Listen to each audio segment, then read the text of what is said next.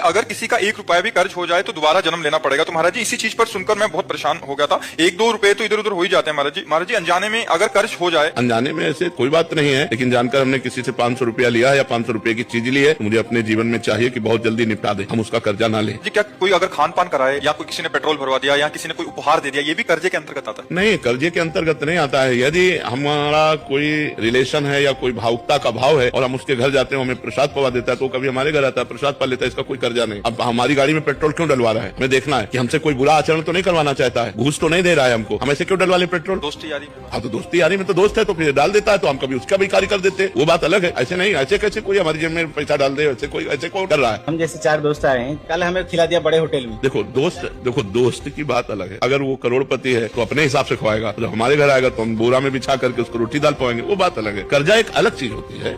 ये खान पान लोग, वो हमको रबड़ी पवा रहा है हमारी सामर्थ्य, तो हम चाय पिला रहे थे, तुम्हारी चाय उसकी रबड़ी की समानता कर लेंगे, क्योंकि आप गरीब आदमी हो, धनी है और दोनों दोस्त हैं, तो 1000 रुपए का भोजन पवा देता है, हमारे पास पानी है तो हम केवल पानी पिला देते हैं, तो बराबर हो जाएगा। मन से कोई क्यों ले ये भी तो होना चाहिए। क्यों ले, आराम का क्यों ले, आराम के खाने की आदत क्यों बनावे? नहीं लेना चाहिए, मेहनत की कमाई, हम ऐसे क्यों ले ऐसे अधर्म की